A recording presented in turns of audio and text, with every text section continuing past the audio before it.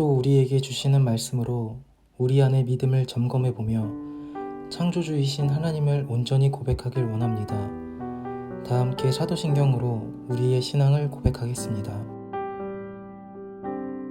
전능하사 천지를 만드신 하나님 아버지를 내가 믿사오며 그 외아들 우리 주 예수 그리스도를 믿사오니 이는 성령으로 잉태하사 동정녀 마리아에게 나시고 본디오 빌라도에게 고난을 받으사 십자가에 못 박혀 죽으시고 장사한 지 사흘 만에 죽은 자 가운데서 다시 살아나시며 하늘에 오르사 전능하신 하나님 우편에 앉아 계시다가 저리로서 산자와 죽은 자를 심판하러 오시리라. 성령을 믿사오며 거룩한 공회와 성도가 서로 교통하는 것과 죄를 사하여 주시는 것과 몸이 다시 사는 것과 영원히 사는 것을 믿사옵나이다. 아멘.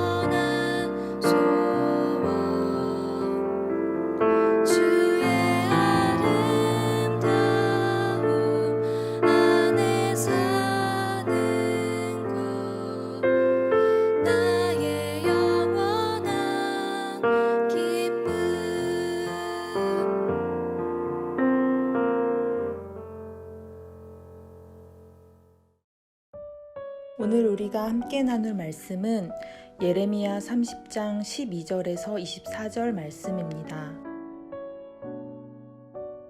여호와께서 이와 같이 말씀하시니라. 내 상처는 고칠 수 없고 내 부상은 중하도다. 내 송사를 처리할 재판관이 없고 내 상처에는 약도 없고 처방도 없도다.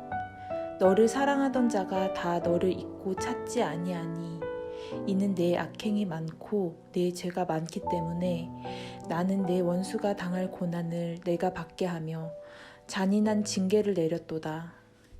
너는 어찌하여 내 상처 때문에 부르짖느냐. 내 고통이 심하도다. 내 악행이 많고 내 죄가 허다함으로 내가 이 일을 너에게 행하였느니라. 그러므로 너를 먹는 모든 자는 잡아먹힐 것이며 내 모든 대적은 사로잡혀 갈 것이고 너에게서 탈취해간 자는 탈취를 당할 것이며 너에게서 노략질한 모든 자는 노략물이 되리라. 여호와의 말씀이니라. 그들이 쫓겨난 자라 하매 시온을 찾는 자가 없은즉 내가 너의 상처로부터 새 살이 돋아나게 하여 너를 고쳐주리라. 여호와께서 말씀하시니라. 보라, 내가 야곱 장막의 포로들을 돌아오게 할 것이고 그 거처들의 사랑을 베풀 것이라.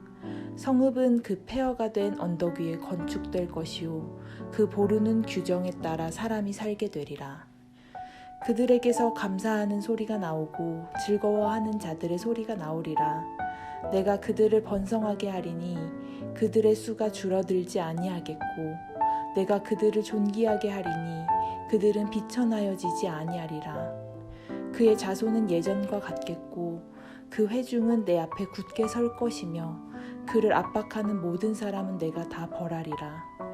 그 영도자는 그들 중에서 나올 것이요 그 통치자도 그들 중에서 나오리라. 내가 그를 가까이 오게 하리니 그가 내게 가까이 오리라. 참으로 담대한 마음으로 내게 가까이 올 자가 누구냐? 여호와의 말씀이니라.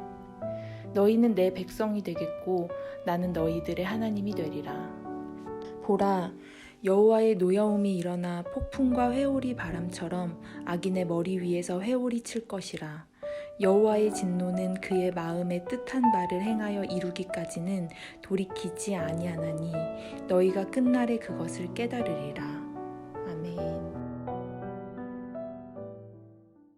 반갑습니다. 오늘 예레미야 30장 12절부터 24절을 중심으로 그 길이라는 주제의 말씀을 함께 나누겠습니다. 하나님께서 어제 본문에서 놀라운 회복을 말씀을 하셨는데 오늘 본문에 계속해서 이어지면서 그 회복에 대해서 선언을 하십니다. 그러나 분명한 것은 그들이 회복되게 될 것이지만 그들이 지금 당하는 고난은 그들의 죄악으로 인해 당하는 고난이라는 사실입니다. 우리가 하나님의 은혜와 용서라는 것을 생각할 때 자주 오해하는 게 하나 있는데 하나님이 마치 우리의 죄에 대해서 눈을 감아주시거나 또는 모른 척 해주시기를 바란다는 사실이죠. 근데 그렇지 않습니다. 그런 일은 있을 수 없습니다. 그들이 바벨론에 져서 포로로 끌려가야 된다 그러면 그거는 순전히 유다 백성의 죄악 때문이라는 것을 알아야 된다는 거죠. 12절입니다. 여호와께서 이와 같이 말씀하시니라. 너의 상처는 고칠 수 없고 너의 부상은 중하도다.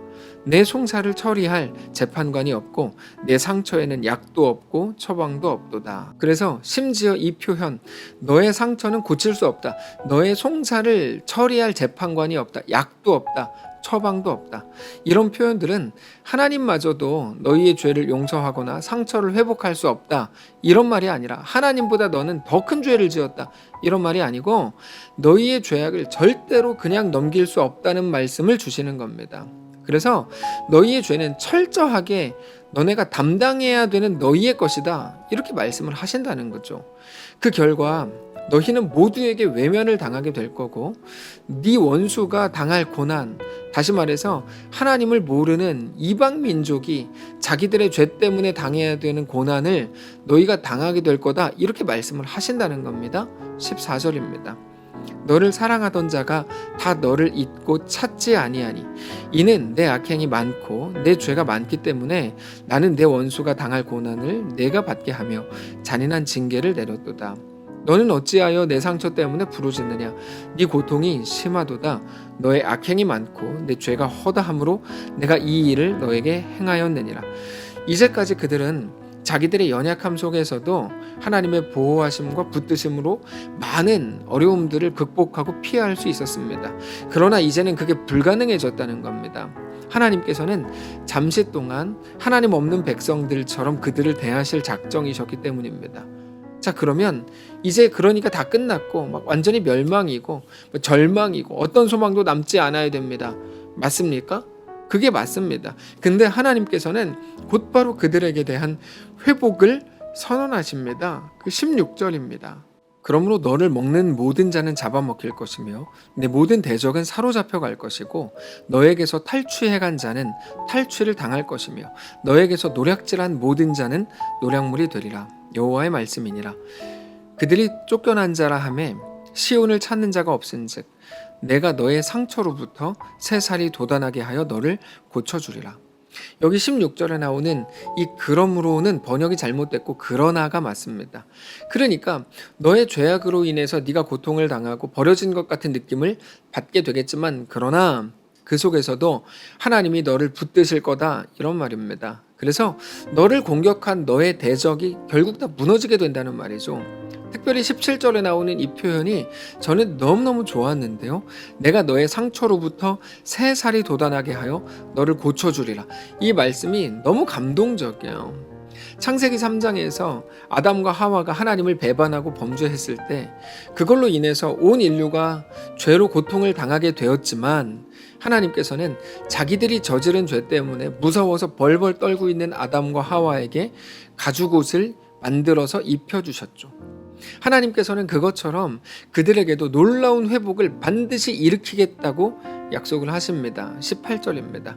여호와께서 말씀하시니라. 보라, 내가 야곱 장막의 포로들을 돌아오게 할 것이고 그 거처들의 사랑을 베풀 것이라. 성읍은 그 폐허가 된 언덕 위에 건축될 것이요 그 보로는 규정에 따라 사람이 살게 되리라. 그들에게서 감사하는 소리가 나오고 즐거워하는 자들의 소리가 나오리라. 내가 그들을 번성하게 하리니 그들의 수가 줄어들지 아니하겠고 내가 그들을 존귀하게 하리니 그들은 비천하여지지 아니하리라. 그의 자손은 예전과 같겠고 그 회중은 내 앞에서 굳게 설 것이며 그를 압박하는 모든 사람은 내가 다 벌하리라.